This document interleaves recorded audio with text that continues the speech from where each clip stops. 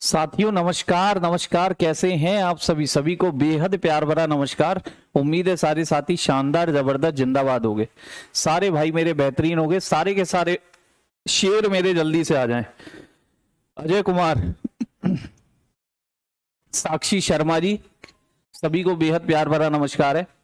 सारे के सारे भाई आ जाए फटाफट से, तत्काल प्रभाव से। गणेश, अनन्या, ठीक है। संडे वनडे को रिफ्रेश हो गए थोड़ा बहुत, उम्मीद है रिवीजन करते होगे संडे को। कहीं सारा जो समय है काम वाम करते हो अलग बात है, लेकिन पढ़ाई के लिए भी समय निकालना संडे ही मिलता है, अलग बात है, ठीक है। आर्या,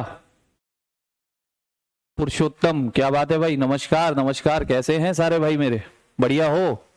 किशन यादव, उत्तर प्रदेश गोंडा से, हाउ आर थिंग्स, मतलब इतनी खतरनाक अंग्रेजी मुझे नहीं आती, पर हाउ आर यू पूछते तो मैं कह देता I am fine and what about you, ठीक।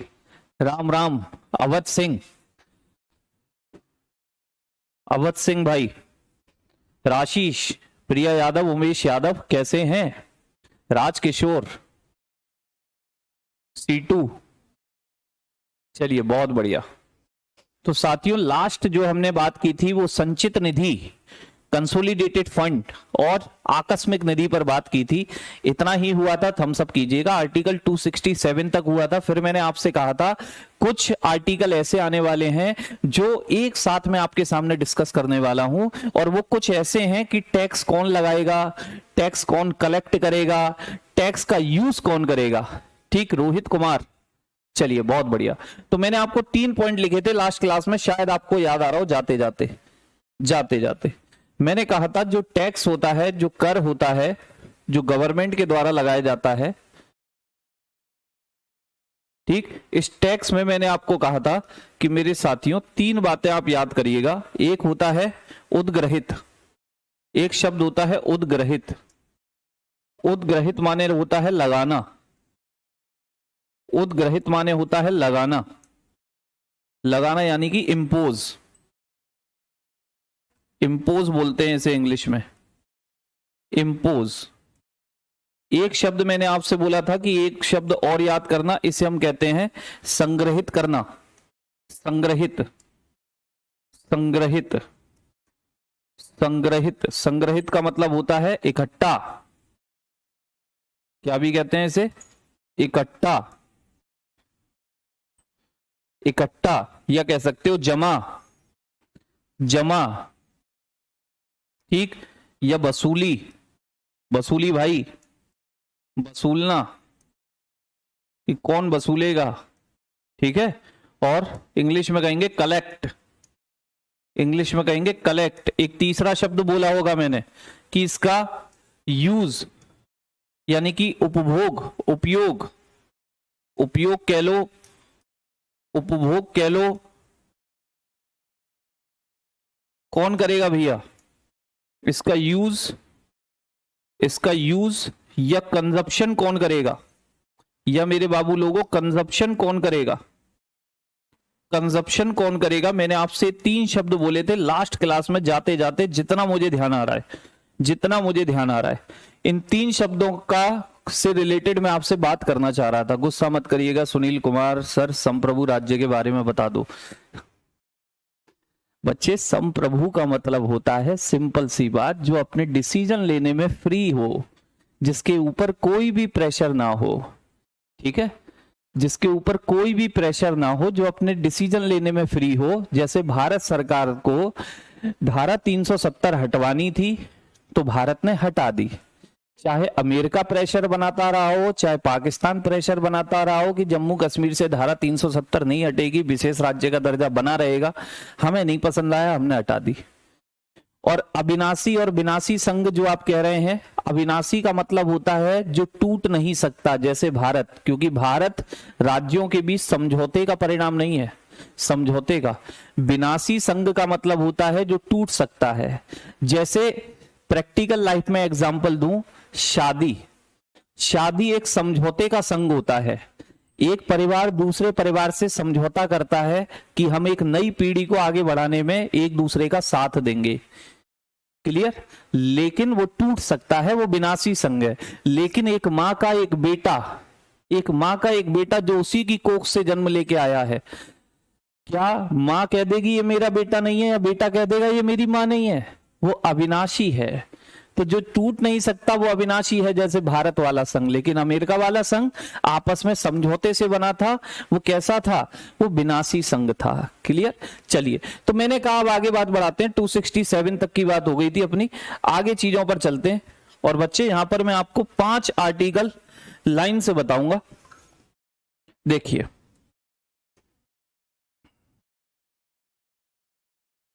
एक आएगा आपका आर्टिकल नंबर 268।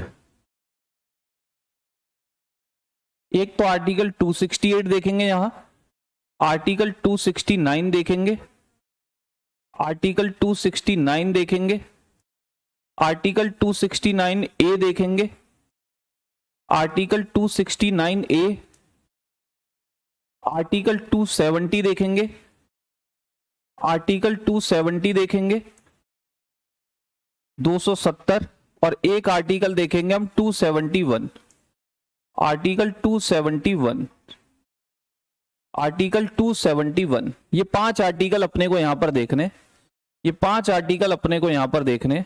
ठीक है मेरे भाई।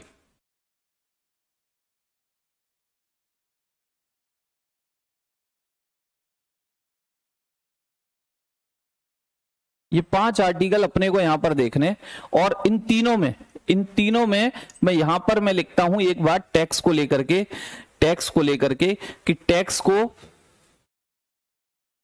उद्ग्रहित कौन करेगा?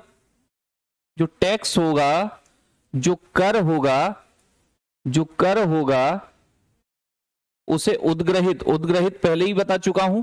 उद्ग्रहित का मतलब क्या होता है बच्चे? लगाना, इम्पोज, इम्पोज, लगाना। ठीक है। दूसरा शब्द आएगा, टैक्स को वसूलेगा कौन? उगाएगा कौन? संग्रहित कौन करेगा? संग्रहित, संग्रहित कौन करेगा? संग्रहित का मतलब कलेक्ट कौन करेगा? तीसरा शब्द आएगा मेरे बाबू, तीसरा शब्द आएगा यूज, उपयोग, उपभोग। उसका उपभोग कौन करेगा? उपभोग कौन करेगा? कौन उसे यूज करेगा? कौन उसे कंज्यूम करेगा? कंजप्शन। तो ये तीनों वर्ड यहां पर लाइन से लिखे हैं, तीनों वर्ड यहां पर लाइन से लिखे, और समझने की कोशिश करना। बड़ा प्यारा कंसेप्ट है, बड़ा प्यारा कंसेप्ट है। ठीक। 268, 269 ये सारे के सारे रिलेटेड है। ठीक। क्वेश्चन कैसे आता है? आज आपकी सारी डीपीपी डल जाएंगी, लगा करके देखना, कोई छूटने वाला क्वेश्चन नहीं होगा, कोई छूटने वाला नहीं होगा। और उनमें मैंने इनसे रिलेटेड भी 2-3 क्वेश्चन डाले हैं। क्वेश्चन इस तरीके से आता है, ऐसा कर जो राज्य सरकार लगाए, सॉरी, ऐसा कर जो संघ सरकार लगाए, संघीय सरकार लगाए, यानी कि सेंट्रल गवर्नमेंट, लेकिन सेंट्रल गवर्नमेंट ही इकट्ठा करे, कलेक्ट कौन करे? सेंट्रल गवर्नमेंट ही कलेक्ट करे, बट उसका यूज राज्य सरकार करे। बताओ कौन सा आर्टिकल? ऐसा टैक्स जिसे लगाए सेंट्रल गवर्नमेंट, कलेक्ट करे स्टेट गवर्नमेंट, और यूज भी करे स्टेट गवर्नमेंट। बताओ कौन सा टैक्स? ऐसे क्वेश्चन आते हैं। जैसे देखिए, सबसे पहला 268, 268 में साफ बोला गया है, 268 में साफ बोला गया है कि मेरे साथियों, 268 कहता है कि वो टैक्स यहां पर आएंगे जिन्हें लगाएगी कौन? संघीय सरकार। संघीय सरकार का मतलब भारत सरकार, बोले तो सेंट्रल गवर्नमेंट लगाएगी कौन? संघीय सरकार लगाएगी, संघीय सरकार। संग्रहित कौन करेगी? संग्रहित कौन करेगी? कलेक्ट कौन करेगी? तो राज्य सरकार। कलेक्ट कौन करेगी? State government. और इसका उपभोग, इसका यूज, इसका कंजप्शन भी कौन करेगी? राज्य सरकार, राज्य सरकार, राज्य सरकार, राज्य सरकार। इस सारणी में मैं आपको 5 आर्टिकल याद करा दूंगा, वैसे अलग से लिखा देता हूं, परेशान ना होना, परेशान होने की आवश्यकता नहीं है कि भैया ऐसे टैक्स जो संघ द्वारा लगाए जाएंगे, राज्य द्वारा जमा किए जाएंगे। आर्टिकल 268, आर्टिकल 268 मैंने जो शॉर्ट में लिखा है उसी को लैंग्वेज में लिख रहा हूं, उसी को लैंग्वेज में लिख रहा हूं, देखना। ऐसे टैक्स जो संघ द्वारा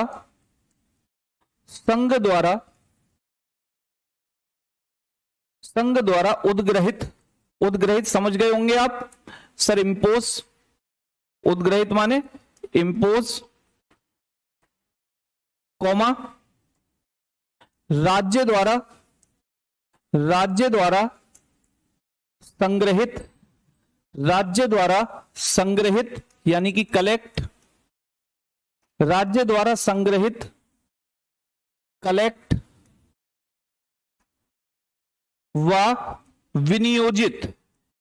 विनियोजित का मतलब होता है रेगुलेशन, यानी कि उन्हें वसूली कैसे होगी, किस तरीके से उन्हें वसूला जाएगा, इसका रेगुलेशन भी कौन कर रहा है, स्टेट। इसका रेगुलेशन, इसका विनियोजन भी कौन कर रहा है, स्टेट कर रहा है कि कैसे वसूला जाएगा। तथा उनका उपभोग,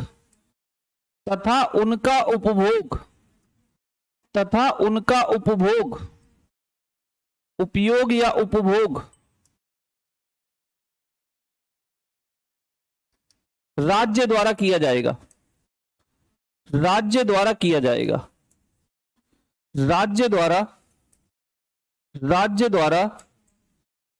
जाएगा।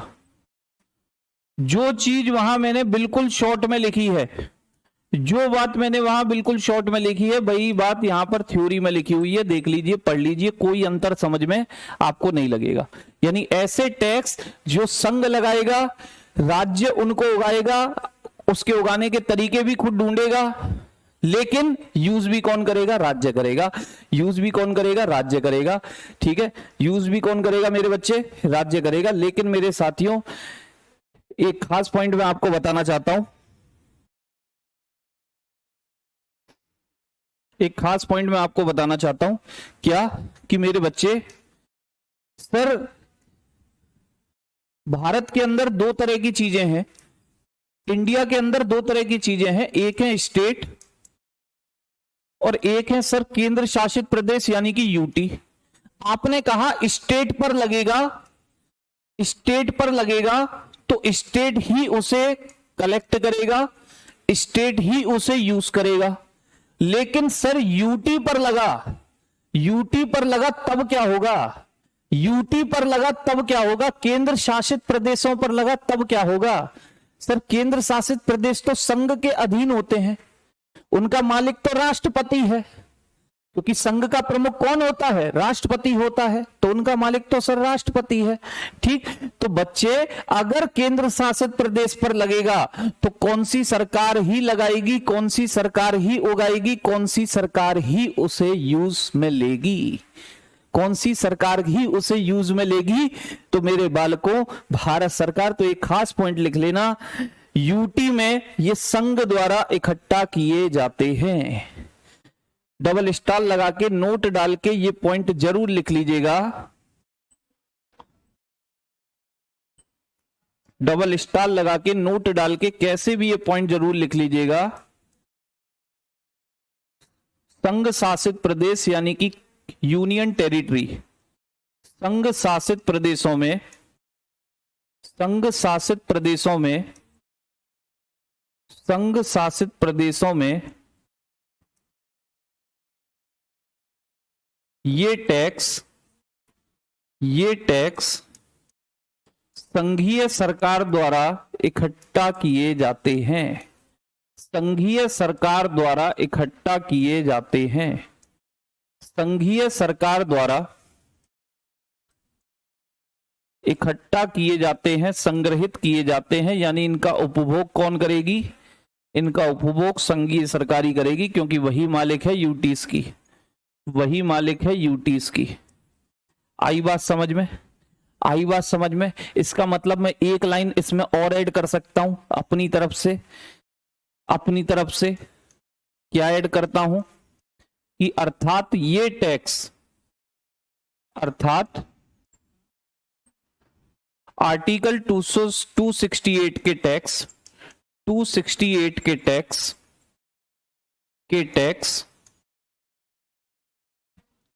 राज्य की संचित निधि का भाग होते हैं।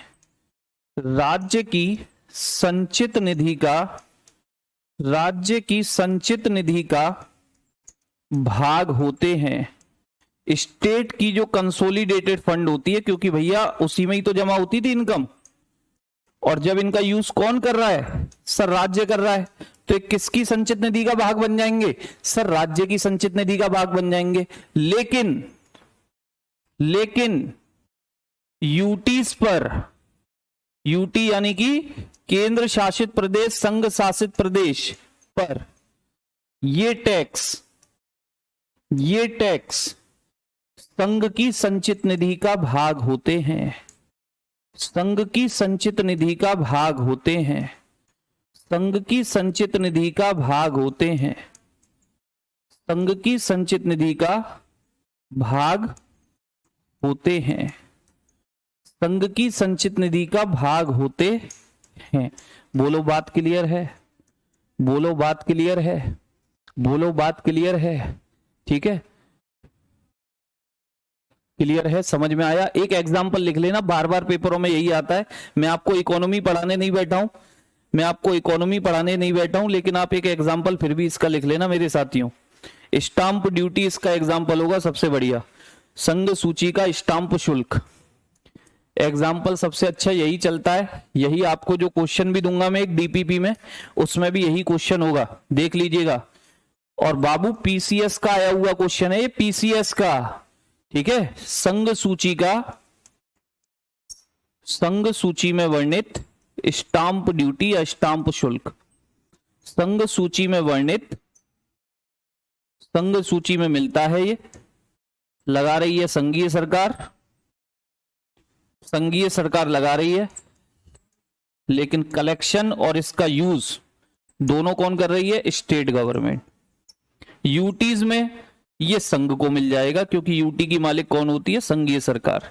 स्टाम्प शुल्क, उम्मीद करता हूं कि समझ में आया होगा। 268 जो शॉर्ट में बताया वही थ्योरी में लिखा है। इसी तरीके से आप औरों को भी लिख सकते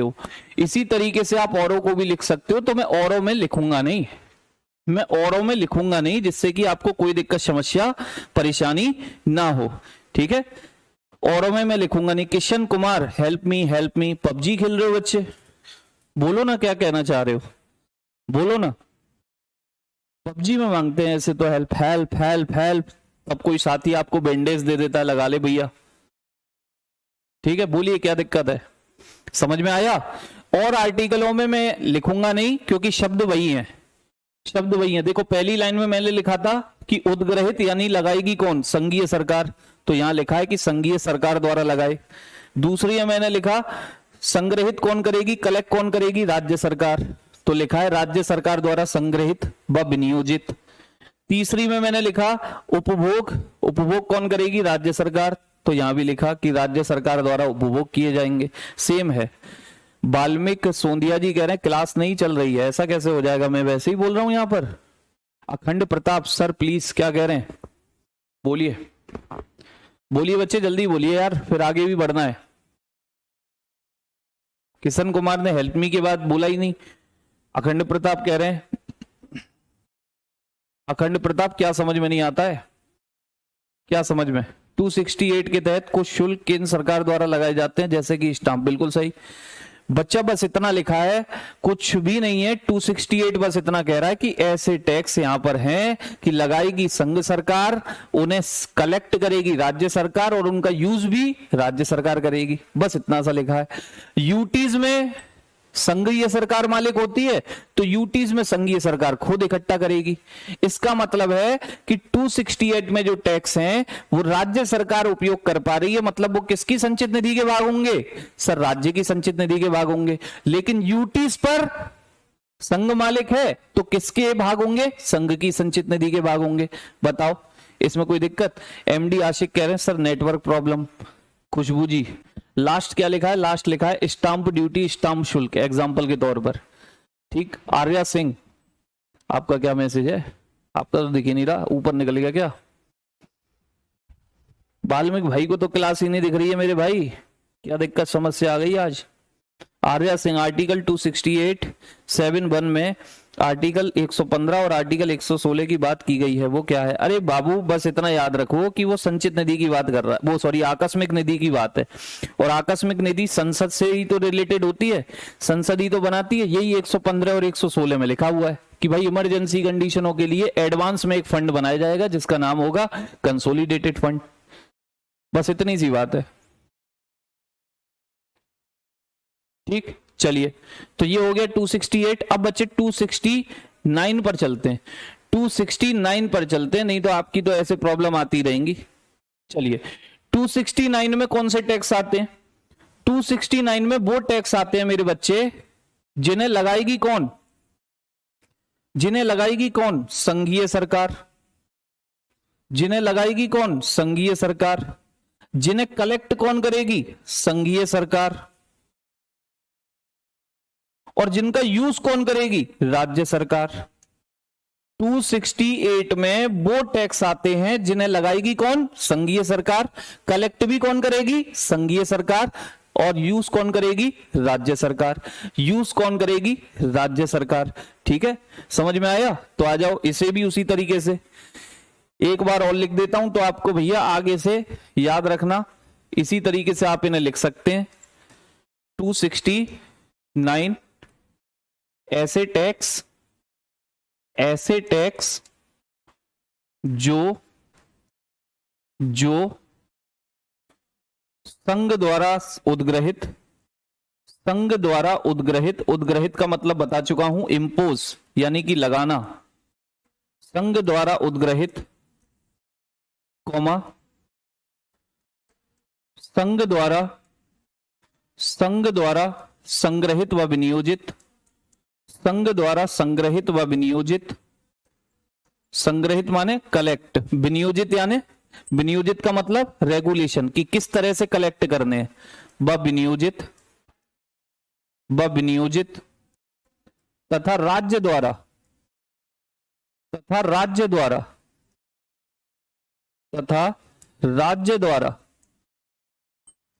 उपभोग किए जाते हैं।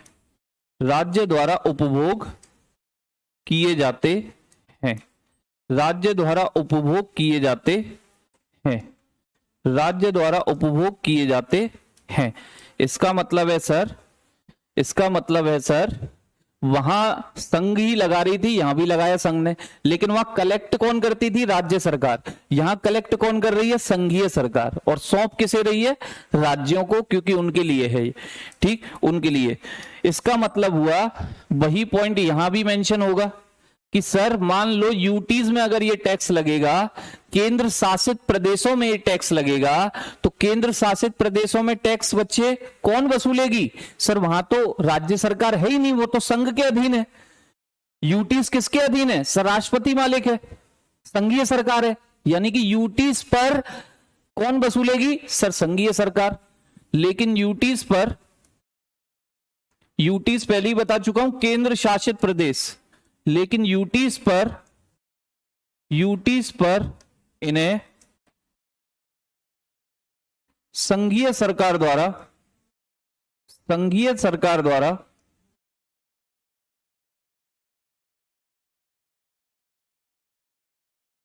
ही उपयोग किया जाएगा। उपयोग या उपभोग किया जाएगा। उपयोग या उपभोग किया जाएगा। इसका मतलब हुआ सेम दूसरा तीसरा पॉइंट यहां भी आएगा कि भैया ये 269 के जो टैक्स हैं, 269 के जो टैक्स हैं, अर्थात आर्टिकल 269 के टैक्स, आर्टिकल 269 के टैक्स कौन उपयोग कर रहा है इनका? सर राज्य सरकार। आर्टिकल 269 के टैक्स राज्य की संचित निधि के, राज्य की संचित निधि के भाग होते हैं। राज्य की संचित निधि के भाग होते हैं। भाग होते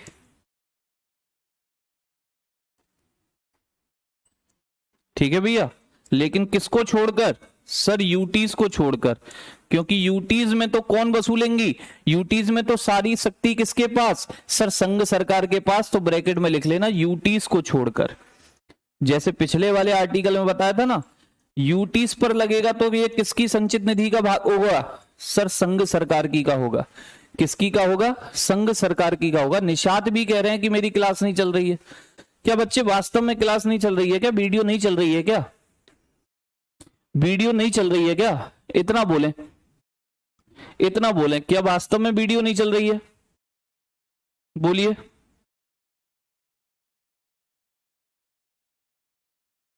ठीक है भाई, एग्जाम्पल आपको लिखना है तो आप लिख सकते हो क्रय विक्रय पर कर,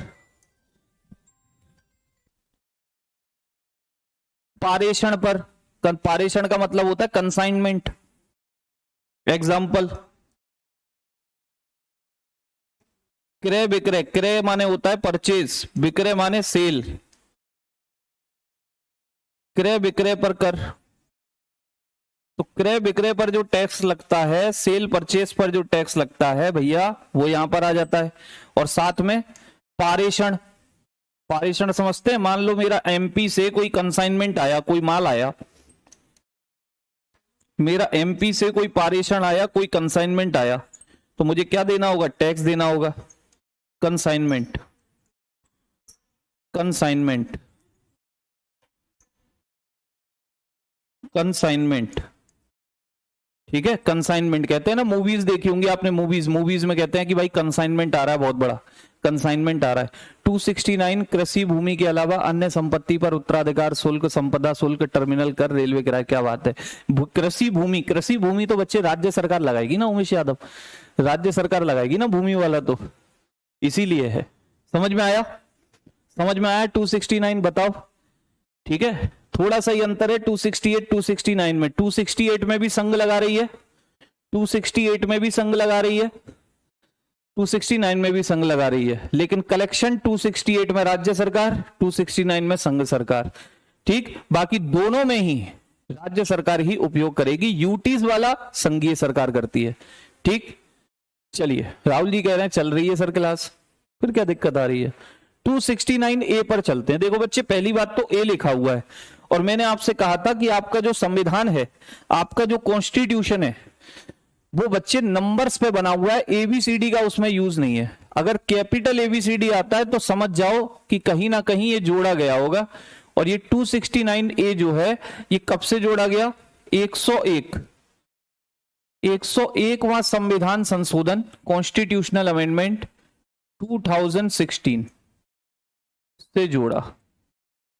101वें संविधान संशोधन 2016 से जोड़ा, मतलब जीएसटी। 101वां संविधान संशोधन हुआ था जीएसटी के लिए, जीएसटी के लिए, आपको याद होगा 101वां संविधान संशोधन जीएसटी के लिए हुआ था। किससे रिलेटेड होता है ये, जीएसटी, जीएसटी, जीएसटी से रिलेटेड होता है। याद है किसी को, याद है किसी को बच्चे, 269 किससे रिलेटेड होता है, ये जीएसटी से रिलेटेड होता है। और 216 ये 101वां संविधान संशोधन, और जीएसटी 3 होते हैं, जीएसटी 3 होते हैं, आपने इकोनॉमी में पढ़ा होगा कभी ना कभी। एक होता है सीजीएसटी सेंट्रल वाला, एक होता है एसजीएसटी, एसजीएसटी स्टेट वाला, एक होता है आईजीएसटी, आईजीएसटी, आईजीएसटी। ठीक, एक सीजीएसटी होता है सेंट्रल वाला, एक एसजीएसटी होता है, एक एसजीएसटी होता है,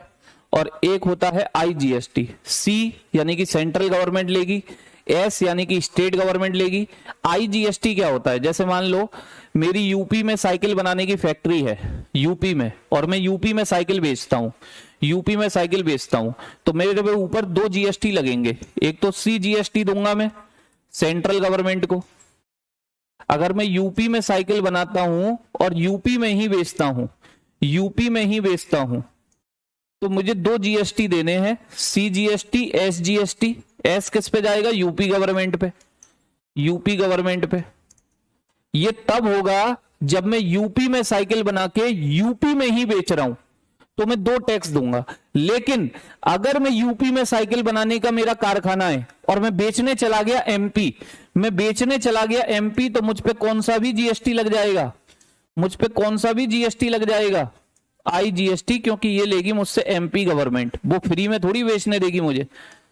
ठीक है, फिर मैं 3 जीएसटी दूंगा, फिर मैं 3 जीएसटी दूंगा। मैं फिर समझा रहा हूं, मैं फिर बोल रहा हूं कि अगर मैं यूपी में साइकिल बनाता हूं, मेरा कारखाना है, और यूपी के अंदर ही बेचता हूं, तो 2 टैक्स दूंगा, सीजीएसटी, एसजीएसटी। सी सेंट्रल को, एस यूपी गवर्नमेंट को।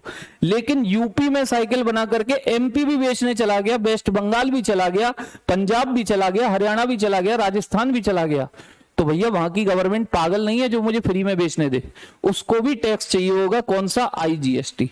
इसे कहते हैं inter state GST. Inter state GST, अंतरराज्यीय वस्तु एवं सेवा कर। आप जानते हैं जीएसटी की फुल फॉर्म होती है वस्तु एवं सेवा कर। ठीक, तो भैया 269 में किसकी बात है? इसमें आईजीएसटी की बात है। इसी में लिखा है आईजीएसटी। आईजीएसटी बोले तो inter state GST, inter state GST, inter state GST, अंतरराज्यीय जीएसटी, अंतरराज्यीय जीएसटी। और आप इतनी पॉलिटी पढ़ लिए मेरे साथ, तो आपको अब शब्दों के साथ थोड़ा सा तो खेलना आ गया होगा कि सर अंतरराज्यीय जीएसटी का मतलब हुआ एक राज्य से दूसरे राज्य में जाने पर जीएसटी, एक राज्य से दूसरे राज्य में जाने पर जीएसटी। उज्जवल भाई वैकेंसी की चिंता मत कर, तेरी तैयारी कैसी है इस बात की चिंता कर, तैयारी को मजबूती दे, वैकेंसी की चिंता मत करे। जब भी गिरे फोड़ फाड़ दियो, जब भी गिरे फोड़ फाड़ दियो। क्या तेरे पास उसने अस्त्र शस्त्र हैं जिनसे तू लड़ लेगा? युद्ध कब होगा, युद्ध कब होगा, युद्ध कब होगा? बाण चलाना तुझे आता नहीं है, युद्ध कब होगा? पहले सीख तो ले कि ब्रह्मास्त्र का मंत्र क्या होता है, अग्नि अस्त्र कैसे आएगा, पानी अस्त्र कैसे आएगा, वर्षा अस्त्र कैसे आएगा, वज्रास्त्र कब से आएगा, सुदर्शन का मंत्र क्या होता है, युद्ध कब होगा, युद्ध कब होगा, युद्ध कब होगा? अबे हथियार है नहीं तेरे पास, ढह जाएगी तेरी इमारत। ठीक है। हाँ अजय कुमार, ये चीज समझ में नहीं आता कि ये देश में 3 जीएसटी क्यों लगता है। आपकी खोपड़िया में यार क्या करूं मैं? मैंने कहा कि 3 लगेगा ही नहीं, 2 ही लगेगा। अगर मैं यूपी में साइकिल बना के यूपी में ही बेचता हूं, उससे बाहर जाता ही नहीं हूं, तो 2 जीएसटी लगेंगे, सेंट्रल का, स्टेट का, यूपी गवर्नमेंट लेगी मुझसे। लेकिन अगर यूपी में साइकिल बना करके एमपी भी बेचने जा रहा हूं, तो एमपी गवर्नमेंट पागल नहीं है, यहां क्यों बेचने आया है, पैसा दे। ठीक, यहां क्यों बेचने आया, पैसा दे। उज्जवल तिवारी 2021 का पेपर लगा रहे होगे बेटा, 320 प्लस, 320 प्लस। जरा 2017 वाले पेपर लगा के देखो, पता चल जाएगी मार्क्स कैसे आते हैं। चलिए, तो मैंने कहा ये आईजीएसटी की बात करता है, यानी एक राज्य से जब आप दूसरे राज्य में व्यापार करने जाते हैं, तो उस पे जो जीएसटी लगता है वो आईजीएसटी है। उस पे वो कौन सा जीएसटी है? आईजीएसटी। और याद रखना, इसे लगाएगी कौन मेरे बच्चे? इसे लगाएगी कौन? इसे संघीय सरकार लगाएगी। कौन लगाएगी मेरे लालो? संघीय सरकार लगाएगी। कौन लगाएगी? इसे लगाएगी कौन सर? इसे लगाएगी संघीय सरकार। इसे वसूलेगी भी कौन, कलेक्ट भी कौन करेगी सर? संघीय सरकार। लेकिन इसका बंटवारा कौन, किस किस में होगा सर? इसका बंटवारा दोनों में होगा, यानी ये दोनों की संचित निधि का भाग बनता है, दोनों की संचित निधि का भाग बनता है। इसका उपभोग कौन करेंगे? दोनों करेंगे। इसका उपभोग कौन करेंगे? दोनों करेंगे। तो इसकी थ्योरी आप लिख सकते हो। तो इसकी थ्योरी आप लिख पाएंगे अपने आप 269A कि इंटीग्रेटेड जीएसटी आईजीएसटी संघ द्वारा उद्ग्रहित, संघ द्वारा लगाया जाता है, संघ द्वारा कलेक्ट किया जाता है, संघ द्वारा कलेक्ट किया जाता है, और इसका उपभोग संघ व राज्य दोनों करते हैं, सेंट्रल एंड स्टेट दोनों करते हैं। बताओ बात क्लियर है? बताओ बात क्लियर है? चलिए आइए,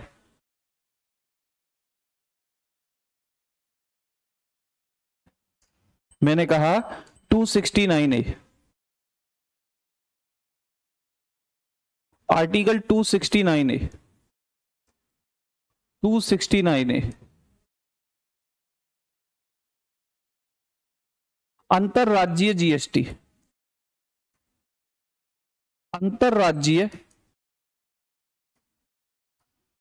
अंतरराज्यीय जीएसटी, अंतरराज्यीय इंटर स्टेट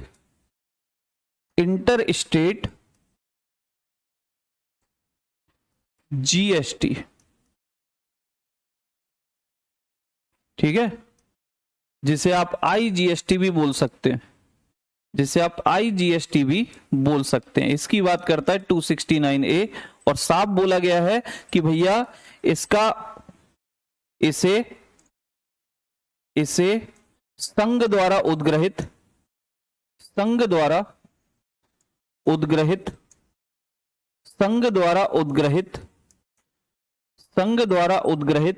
कॉमा संघ द्वारा संग्रहित, कलेक्शन भी कौन करेगा? संघ करेगा।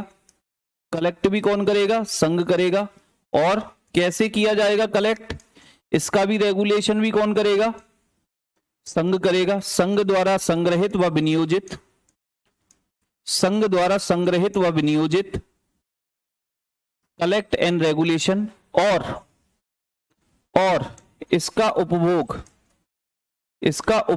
इसका यूज, इसका कंजप्शन कौन करेगा? संघ व राज्य दोनों करते हैं। संघ व राज्य दोनों के द्वारा किया जाता है, दोनों के द्वारा किया जाता है, दोनों के द्वारा किया जाता है, दोनों के द्वारा किया जाता है। यानी इस टैक्स से जो भी इनकम होगी वो किस में बटेगी? इस टैक्स से जो भी इनकम होगी वो किस में बटेगी मेरे बच्चे? ये जो आईजीएसटी है, ठीक, आईजीएसटी एक साल में जितना भी इकट्ठा हो जाएगा, आईजीएसटी एक साल में जितना भी इकट्ठा होगा उसका दोनों बंटवारा करेंगे, संघ में भी बटेगा, राज्य में भी बटेगा। सर कितना कितना बटेगा? सर कितना कितना बटेगा?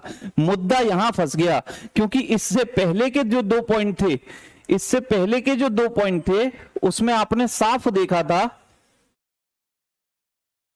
इससे पहले के जो 2 पॉइंट थे उसमें आपने साफ देखा कि यहां राज्य सरकार उपयोग कर रही थी, यहां भी राज्य सरकार उपयोग कर रही थी, तो लड़ाई का मैटर ही नहीं था। लेकिन लड़ाई का मैटर तब बन गया जब संघ व राज्य दोनों उपयोग करेंगे। जब संघ व राज्य दोनों उपयोग करेंगे तो ये आपस में लड़ सकते हैं। राज्य कह सकते हैं मुझे इतना दे, तू अपने पास इतना क्यों रख रहा है? मुझे इतना दे, मुझे इतना दे, ठीक, मुझे इतना दे, तू इतना रख, मुझे ज्यादा दे, तू कम रख। ऐसे तो ये लड़ेंगे आपस में। तो मेरे साथियों, लड़ाई झगड़ा नहीं करना है। आपको बताया था मैंने कि जो टैक्स वगैरह से इनकम कलेक्ट हो जाती है उसे कौन सॉल्व करता था, कौन बांटता था? आप कहेंगे सर वित्त आयोग। कौन बांटता था? वित्त आयोग फाइनेंस कमीशन, वित्त आयोग फाइनेंस कमीशन बताया था। लेकिन मेरे बच्चे, अगर आपसे क्वेश्चन आया कि इनके बंटवारा किसकी सिफारिश पर होगा और ऑप्शन में वित्त आयोग दिया है, आपने तुरंत टिक मार दिया, आपने तुरंत इसे टिक कर दिया कि ये सही है, तो गलत हो जाएगा, गलत हो जाएगा। क्यों? क्योंकि जीएसटी के लिए पूरा का पूरा अलग से टीम बनाई गई है। आप लोगों ने कभी इकोनॉमी पढ़ी होगी तो जरूर जाना होगा कि जीएसटी काउंसिल नाम का एक टर्म होता है, जीएसटी परिषद नाम की एक संस्था होती है जो जीएसटी घटाती है, जीएसटी बढ़ाती है, जीएसटी के दायरे में कौन आएगा कौन नहीं आएगा, सारे काम वही करती है, जिसके अध्यक्ष वित्त मंत्री होते हैं, पढ़े होंगे। तो मेरे बाबू, जीएसटी का मुद्दा वित्त आयोग पे नहीं है, जीएसटी का मुद्दा वित्त आयोग पे नहीं है, ये पॉइंट लिख लेना। आईजीएसटी का बंटवारा, आईजीएसटी का बंटवारा, आईजीएसटी का बंटवारा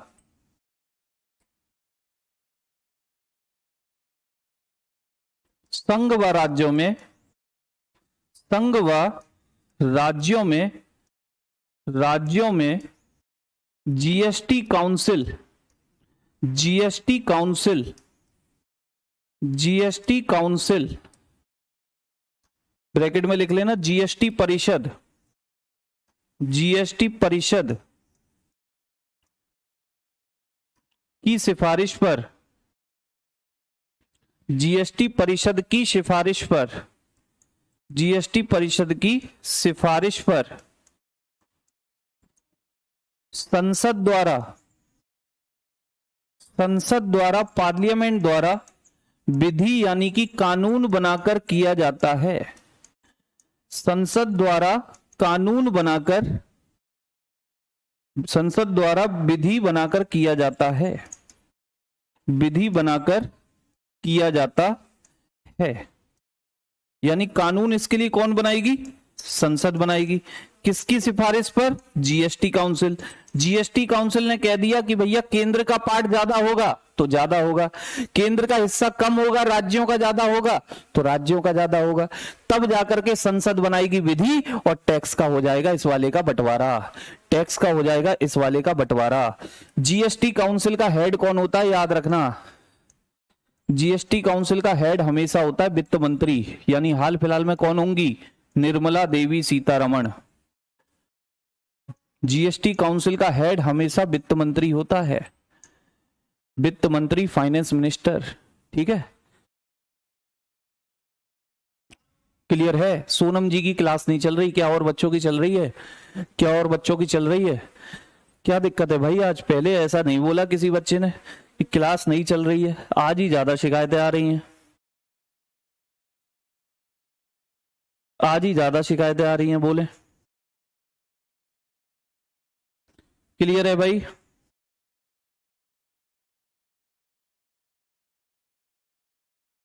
ठीक है,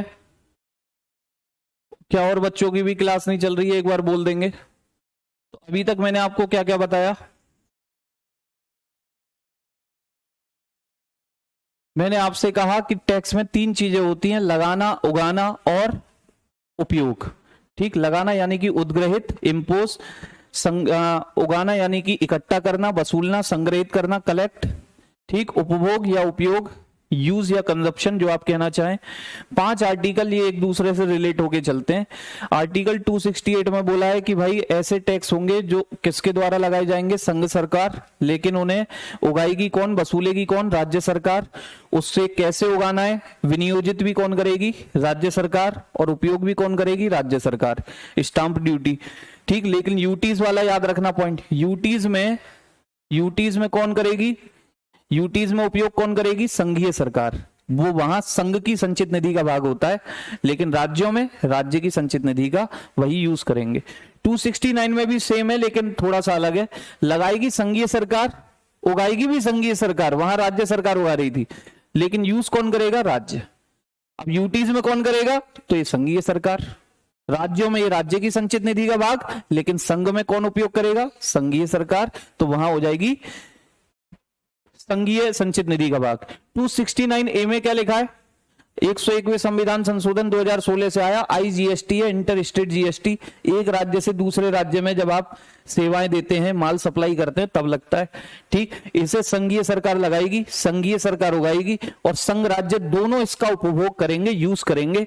तो भैया अभी तक कोई विवाद नहीं था, क्योंकि यहां दोनों में राज्य उपयोग कर रहा था, यहां दोनों कर रहे हैं तो विवाद आएगा। तो विवाद के सॉल्यूशन के लिए पॉइंट लिखा भी है कि साथियों ये उपयोग में बंटवारा कितना होगा? तो जीएसटी काउंसिल इसकी सिफारिश करती है, निर्णय नहीं देती, बस सिफारिश।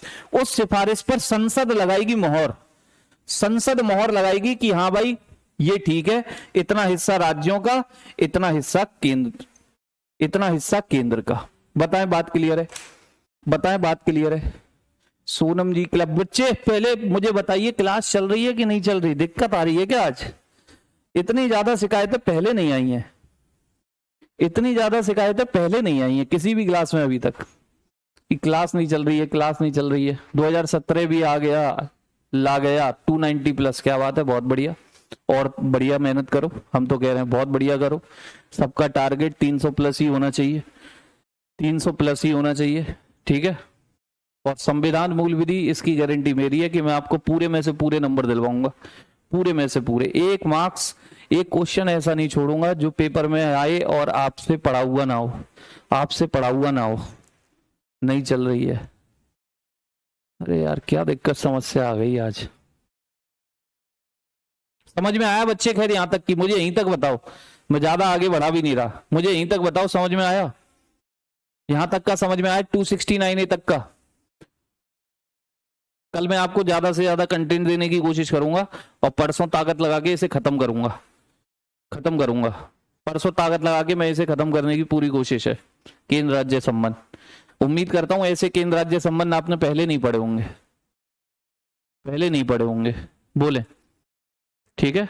समझ में आती है क्लास? बस बढ़िया तरीके से समझ में आनी चाहिए, पैसा वसूल होना चाहिए, क्योंकि पैसे से ज्यादा कीमती समय होता है। और आप मुझे देख रहे हैं, मेरी क्लास को देख रहे हैं, तो आपको ऐसा फील ना होना चाहिए कि समय बर्बाद कर रहा हूं और कुछ नहीं, तो आपको कहीं ऐसा फील नहीं आना चाहिए। बाकी जिन बच्चों को ऐसा लगता हो वो जब पेपर देखेंगे, जब एग्जाम में क्वेश्चन देखेंगे, तब आप खुद समझ जाएंगे कि समय बर्बाद था या बहुत कीमती था। ठीक है, तो चलिए कल इससे आगे आपको बढ़ाऊंगा, कल मैं ज्यादा से ज्यादा आपको कंटेंट दूंगा, थोड़ा फास्ट भी कराऊंगा, परसों मैं इसे फिनिश करने की पूरी कोशिश करूंगा। तो आज के लिए तो इतना ही साथियों, मिलता हूं कल, तब तक के लिए नमस्कार, जय हिंद, जय भारत।